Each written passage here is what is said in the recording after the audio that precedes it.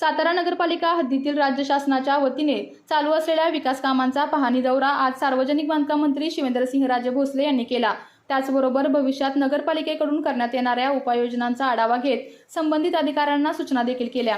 यावेळी पत्रकारांशी संवाद साधताना नगरपालिकेतील विकास कामांवरून खासदार उदयनराजे भोसले आणि नगराध्यक्ष अमोल मोहिते यांच्यामध्ये समन्वय नसल्याच्या प्रश्नावर बोलताना मंत्री शिवेंद्रसिंहराजे भोसले यांनी हा आरोप फेटाळून लावला। खासदार उदयनराजे असतील किंवा आम्ही सातारा शहराच्या विकास कामांसाठी प्रयत्न करत आहोत। दरम्यान एखाद्या पाहणी दौऱ्यादरम्यान कोणी उपस्थित नसेल तर समन्वय नाही असा याचा अर्थ होत नाही, असा निर्वाळा मंत्री शिवेंद्रसिंहराजे भोसले यांनी दिला।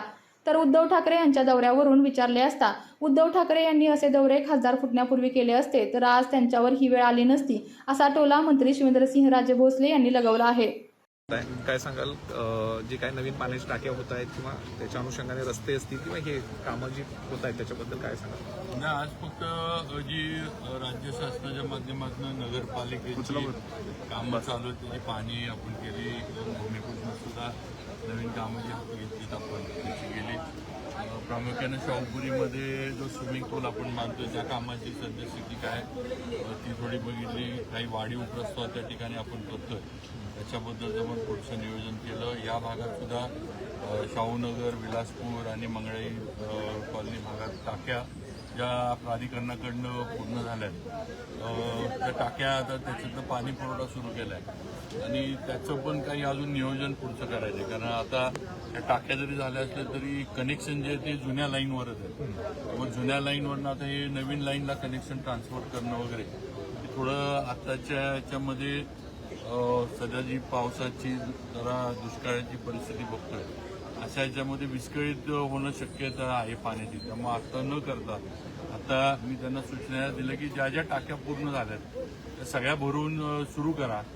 जे काही फरक भले जुन्या कनेक्शनवर त्या टाक्या आता सुरू होतील त्याच्यावर पण जो काही फरक पडेल म्हणजे वेळेचा, प्रेशरचा, तेवढा तरी आता ज्याच्यामध्ये नागरिकांना एक म्हणजे जी अगदीच अडचण आहे त्यातनं काहीतरी तरी त्यांना हे व्हावं आणि मग नंतर पावसाची वगैरे जरा परिस्थिती बघून पाण्याची परिस्थिती बघून मग शिफ्टिंग आपण नवीन कनेक्शनवर करूया।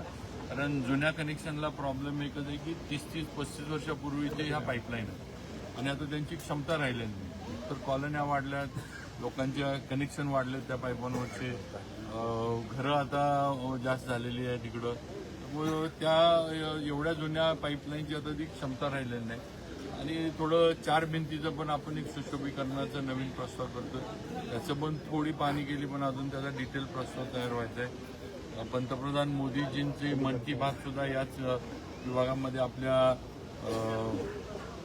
सुमित्रा राजे या हाऊसिंग सोसायटीमध्ये घेण्यात आली। पंतप्रधानांनी पण पाण्याच्या वापराबद्दल आणि पाण्याबद्दल त्यांच्या मन की बातमध्ये आपल्याला सगळ्यांना आवाहन केले। ते मला वाटतं सर्व नागरिकांनी पाळलं पाहिजे कारण यंदा पावसाची परिस्थिती ही बिकट होत चालली आहे। आता जून महिना संपत आलाय तरी म्हणावं तसा पाऊस झालेला नाही आहे। धरणात आज बघितलं तर आपल्या जिल्ह्यातल्या पण धरणांमध्ये जेमतेम 9 ते 10% पाणीसाठा शिल्लक राहिलेला आहे। अशा याच्यामध्ये नागरिकांनी सुद्धा तर पाण्याचा वापर जपून करावा, काटकसरीनं करावा ही माझी सर्व सातारकर नागरिकांना विनंती आहे।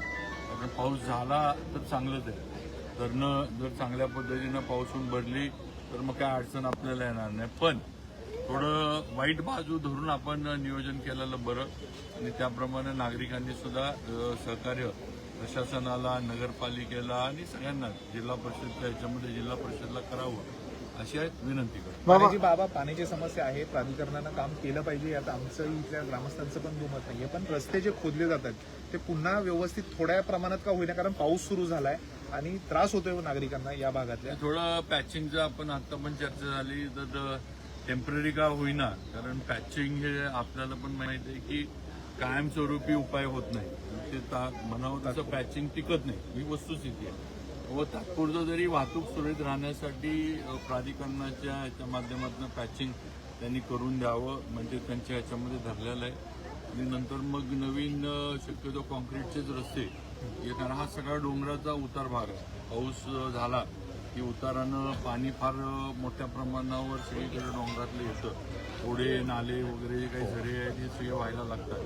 त्यामुळं पुढं या परिसरामध्ये रस्ते जर टिकाऊ करायचे असले तर कॉन्क्रीटच्याच रस्त्यांना आपल्याला जायला लागणार आहे. त्याशिवाय रस्ते या डोंगराच्या उत्तर भागामध्ये टिकू शकत नाहीत, ही वस्तुस्थिती आहे. त्याप्रमाणे आपलं नियोजन करून थोडं राज्य सरकारची मदत त्यात लागणार, कारण नगरपालिकेची एवढी ताकद नाही, ही वस्तुस्थिती आहे. पण राज्य सरकार मदत नक्की करतं. बाबा काल खासदार उदयनराजेंनी कासच्या पाणीपुरवठा योजनेचा पाहणी दौरा केला.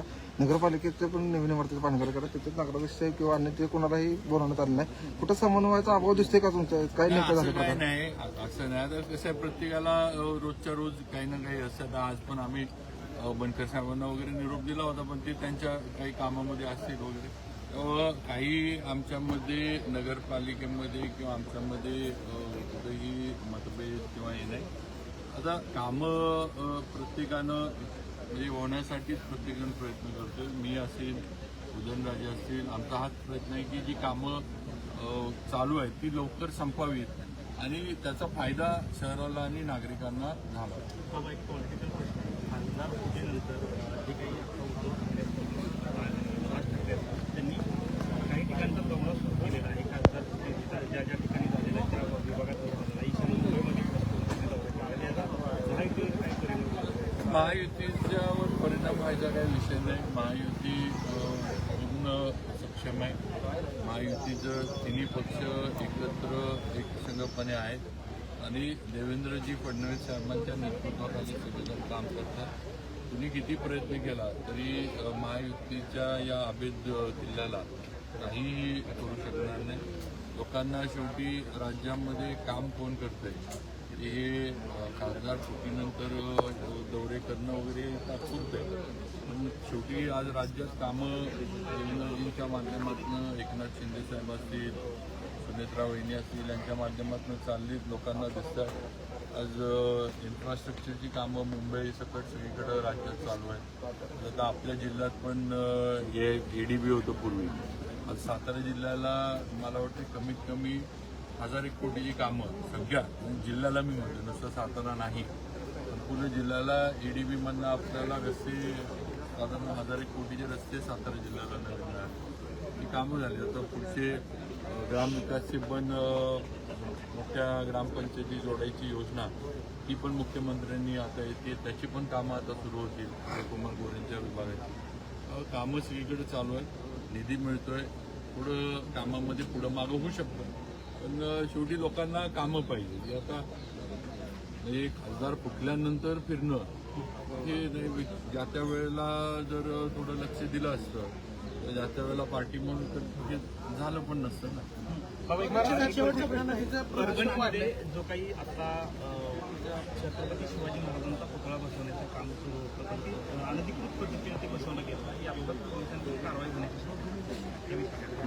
परभणीमध्ये आता काय हां, म्हणजे तुम्हाला पण माहिती आहे की पुतळ्यांमुळं सगळ्याच महापुरुषांच्या म्हणजे त्याची सिक्युरिटी वगैरे ह्या गोष्टी महत्त्वाच्या असतात.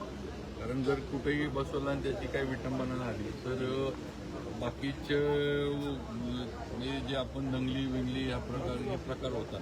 तो थोडं सरकारचे काही गृह विभागाच्या अटी शर्ती नॉर्म्स आहेत, काही हे आहेत की बाबा ते पाळूनही बसवावे आणि त्याप्रमाणे परभणीतल्या ह्याच्यावर पण त्यांनी परवानगी घ्यावी. प्रशासन त्यांना नक्की परवानगी